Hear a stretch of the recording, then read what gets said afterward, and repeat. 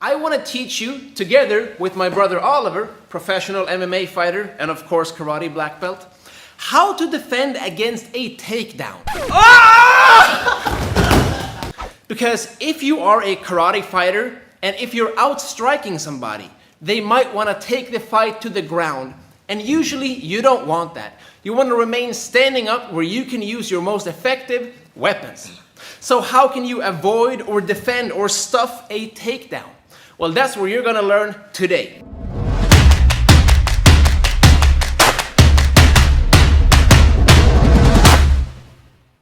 Now, first of all, if you're fighting somebody and they want to take you down, you should use your footwork, what we call ashi sabaki in Japanese. And there's one specific type of footwork that works very well against somebody who tries to grab your leg. And that is okuriashi, which means that, let's say Oliver tries to grab my leg.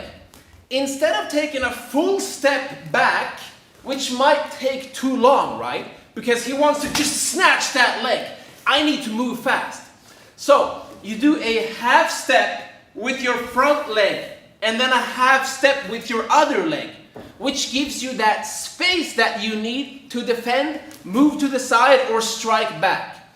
So if you can have that immediate reaction of pulling back the leg that is closer to your opponent, rather than trying to slide, which means that I move my other leg, right? That might be slow, or rather than taking a full step back, which might also be too slow.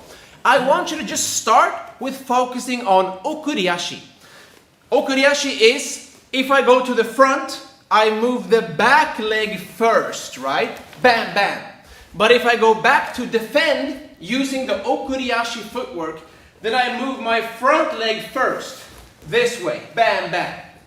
So, first of all, try to get that natural reactive footwork to defend and avoid and escape any attempt of takedowns. But if that doesn't work, if the opponent is a professional or somebody who goes too deep for you to avoid using the footwork, then you might need to use other tactics or strategies. Oliver, take it away. So basically we have 3 lines of defense. And the first being using your frames. So a frame is basically my arm stuffing him on the way in. What's important to know is that your frame is only going to be strong if it's 90 degrees or more. So don't use your frame shorter than 90 degrees or he might just smash my arm and complete the takedown anyway. This means also it's very important with the basic striking technique that you don't punch with your elbows flared out, because now I don't have any frame. He can just shoot under my arms. So we want to keep the arms tucked to the body when we strike, and if he tries to take me down, I will use my arm to stuff him. Wait, quick freeze. Yeah. Is that a shuto or what, right? That's the classical knife hand or sword hand position. And that is why you learn this specific angle when we're teaching karate, right? Yeah. So after I stuff the takedown from here, either you can throw uppercuts, strikes, you can come from over the top, or just push him away and circle to his back. Right. One more.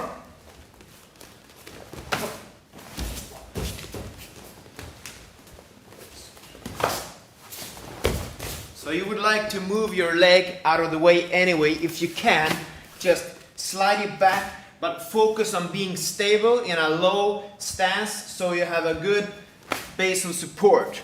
Don't try to escape and block at the same time. You gotta choose one. First I block and then I escape. So you do it in 2 steps. Right. And important here is that you're not using your hands to push me, but you're trying to use your whole body behind that frame, right? This is stable. Exactly.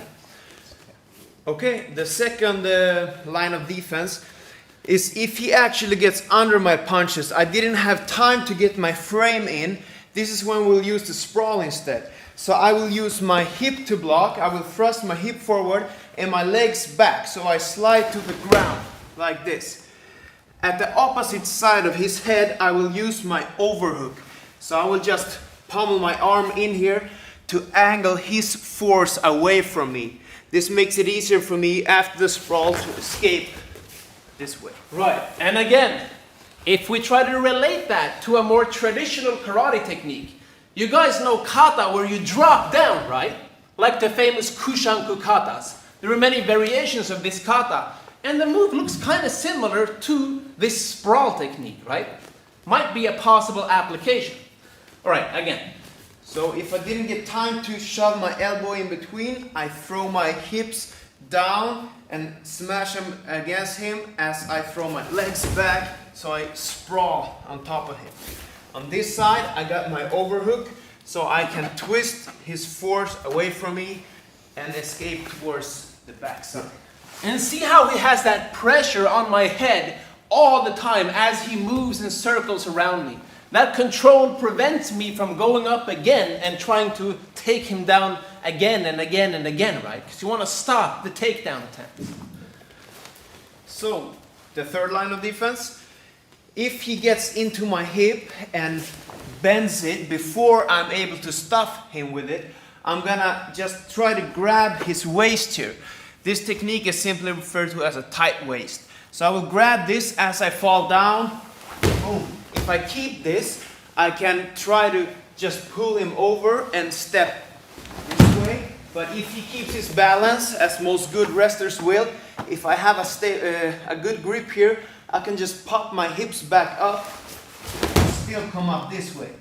Even if he's on all fours, here with a good base of support, I can still get my leg out, and now I can circle towards his back and get out. Right, so this is like your anchor, never lose the arm.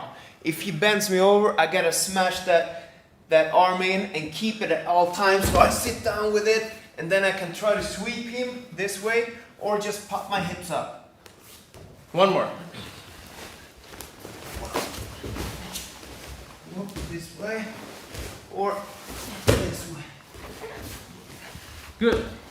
Let's just repeat that quickly. So, I try to do the takedown. First of all, move, right? Remember the footwork, if you can.